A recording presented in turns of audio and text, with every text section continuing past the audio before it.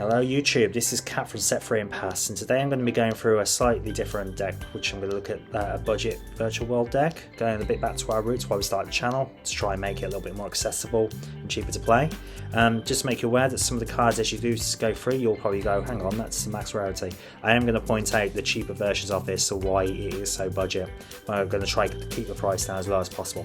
So let's begin. So with any virtual world deck, you have to start off with 3 Lulus. Lulu is essential to any virtual world strategy because of the fact it's the starter of most of your plays, or if not, it's the extender, which allows you to search deck. Because of the fact this was originally an Ultra when it originally came out, and it's come out in the tins, it's reasonably cheap, so you probably get these up a couple of quid here and there, or a few dollars depending on where in the world our viewers watching. So reasonably cheap and essential to this deck. Then Lily, again, when it came out originally, was a common, I believe. So dead cheap, you're talking pennies for these, but also if you can splash a bit more, the Ultras do look a lot better. Same with the GGs. GGs are important as well for this deck. Like the other two, with Lily being a double Foolish Burial or Foolish Burial Goods, GG basically is the one, but it allows you to recur back a virtual world monster at the end of your turn, so it gets back your Lulu and carry on those plays. Lalo being the next card. Lalo you could potentially drop down to 2 if you really want to, and I do that in one of my other builds where I use this as an engine, which is not up on the channel. Again, this came out as a reasonably low rarity when it did, so you can get this for pennies again, but the secret rare does look really nice. And this one allows you to do a monster reborn from the grave when you bring this out, to bring the virtual out, which again extension plays, and it's a fantastic card. Nyan Nyan. We just come out in the Grand Creators as a rare, so it's even cheaper now. But this card you could run as 2. I run 1 because I don't run Part of Desires, but I do potentially go between the 2. So I mean, if you are looking for a reason to like just bulk this out with another option rather than buying one of the cards to go through later, or one of the other ones you've seen there, this 2 is a very fair one. And this one comes back and allows you, when it gets banished, to then pull a card from your banished pile back into your deck, which is great because of the fact some of your key pieces will get banished as we go through. And then you've got Kowloon. Kowloon, again, was released. It was a little rare in the tins. This is the super rare from the set, but again, the super rares are ridiculously cheap as well, so you can pick these up again for pennies. I think I picked them up in the UK for under 50p each, so I mean, can't go wrong with that. And Chinlongs, you do have a few options with this, but again, you can get it as a common, a rare, or in this case a super. But again, the cheaper version which came out originally was a common, so get hold of that.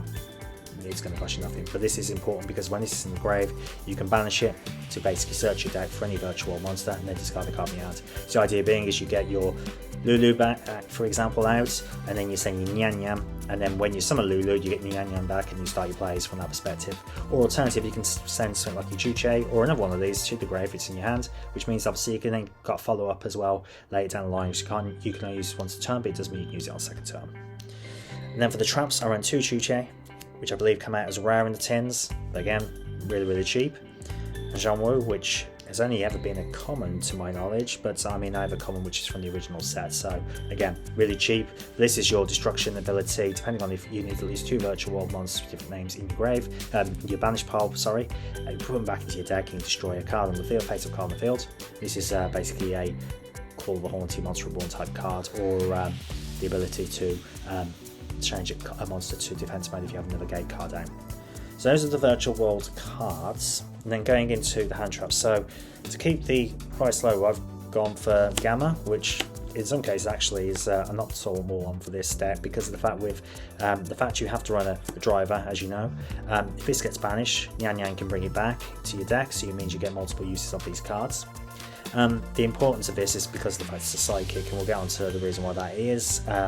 But as we know, well, last year I said, the E-Tally's been up to 3, and this has been a sidekick and being a tuner. It's fantastic, so it allows you to go into other plays if you need to, although the level 2 is a little bit of a hindrance, so that might be one where you have to come up with a few different options.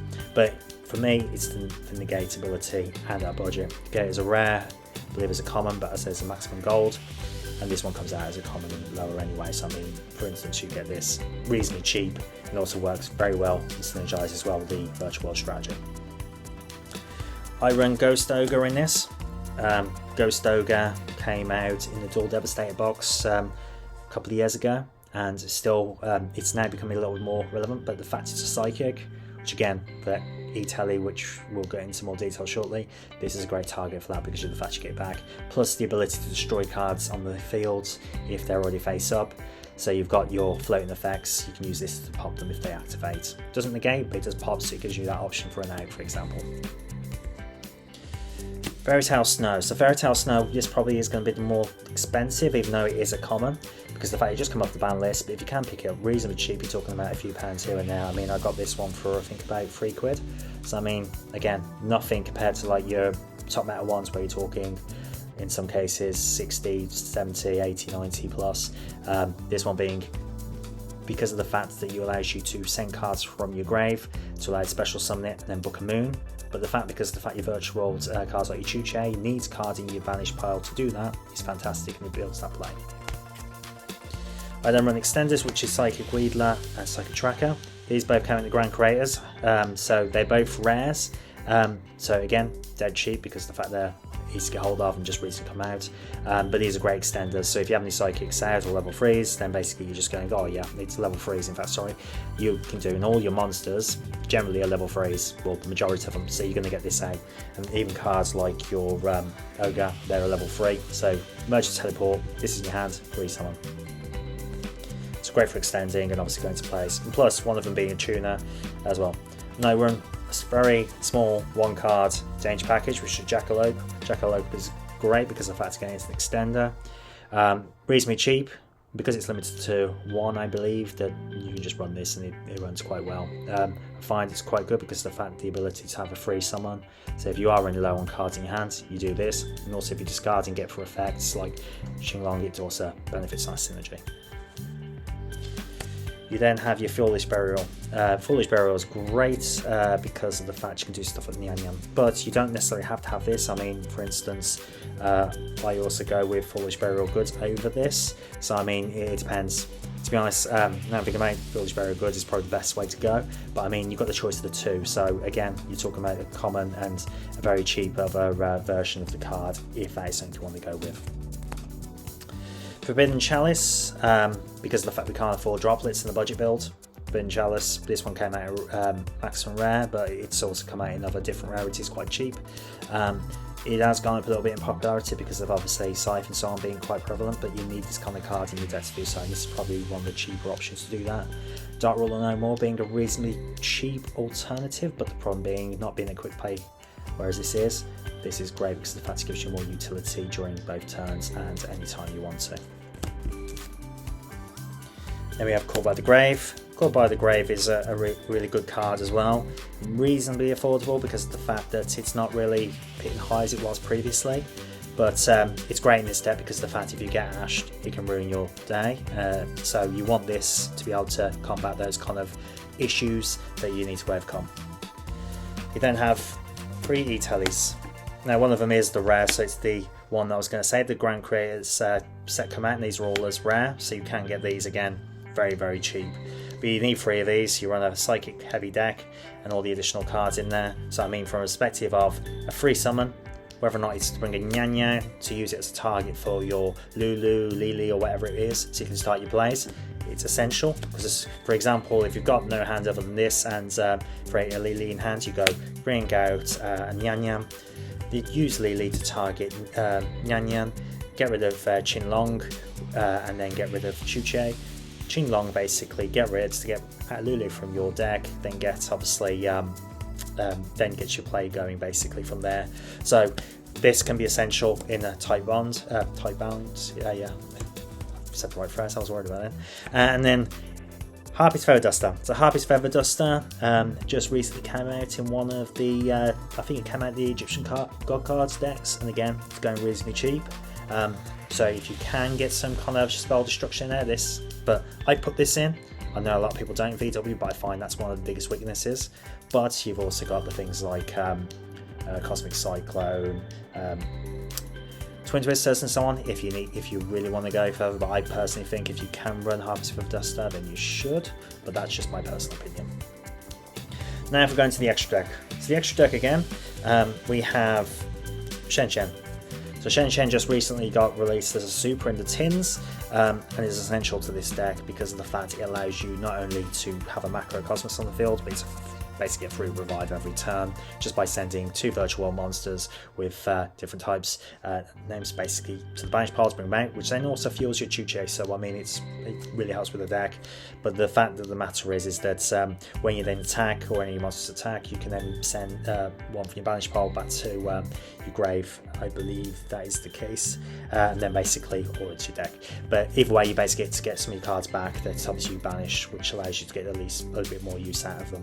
So that comes in handy when you need cards in your grave or your deck basically start doing plays.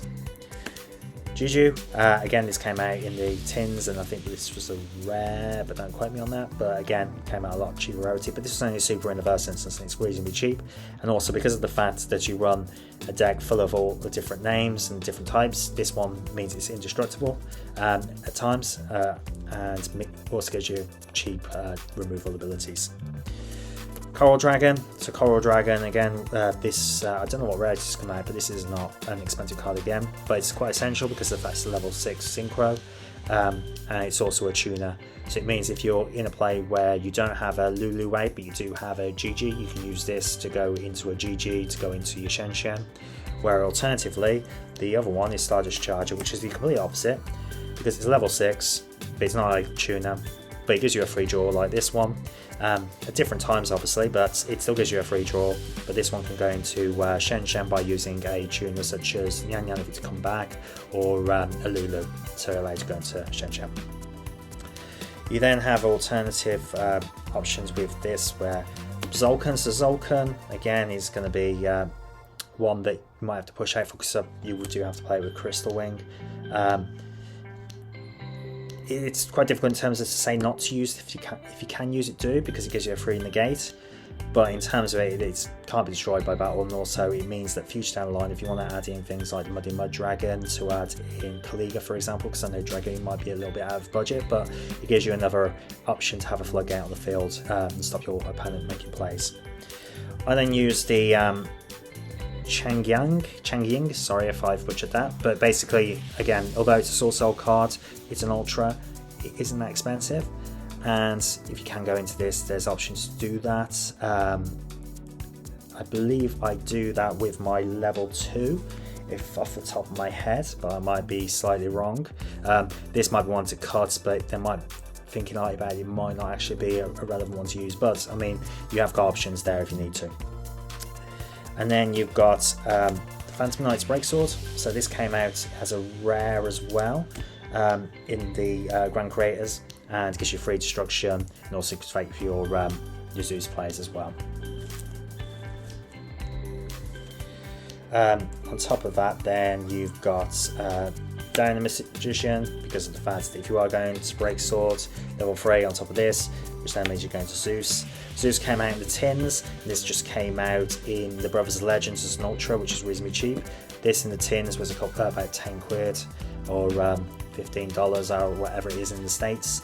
So I mean, again, not overly expensive, but if you can get hold of it, it's fantastic, because everyone knows Zeus usually in the past just was mandatory. Probably not reaching the same heights at the moment as it had previously, but I mean, you can't go wrong. If you're in the bind, you've got a Zeus, you can wipe the board and start again in most cases.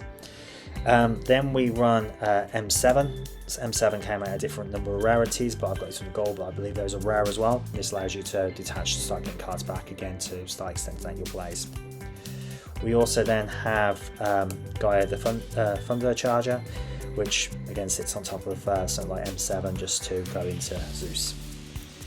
Additionally, I've got Fan. Fan was also released as a rare in the tins, I want to say, but again, it's a reasonably cheap card, even as an ultra, we're talking like a couple of quid. And yeah, it's a great extender, a level 6, so you can quite easily do that with your Virtual Worlds cards, and it allows you to go into that. Beatrice, that was just released in Brothers of Legends as an ultra, and also in other rarities. This is great for your if you can go into this to get your Qinglong into the grave, or also your Fairy Tale Snow, which allows you to extend your plays and go into others. And in some cases with Qinglong, it actually gets you to start your play. And my last one is then Utopia Beyond. I've use this in all my virtual builds because I feel that reducing your opponent's monsters down to 0 is game winning, game breaking. And it gets around some of those ones where basically you've got monsters that just cannot be destroyed per battle, so they will always take 3 value damage in this case, plus your other monsters, which means you can go for game. Because of the fact how quickly you get monsters out, if you like your Shen out, with this out, plus when you need like another monster, you're guaranteed to do 8k worth of damage. So I mean, that's the deck profile. I mean, as I mentioned before, we're trying to keep this as budget as possible. It probably will be around 100 mark, but depending on, obviously, as I can't guarantee what the prices will be on the market each and every day. But I mean, from a starter deck point of view, and you want a competitive deck to start before you start going into your adventure tokens or whatever you choose to do moving forward, the VW deck is a fantastic place to start, and it helps you if you're coming back into the game, giving you those kind of ideas on what you need to do next. So this is Kat from Set Free and Pass. If you enjoyed the video, remember to like, subscribe and leave comments. We're always looking to grow the channel and learn a little bit more, and hopefully we'll see you soon. Cheers, bye.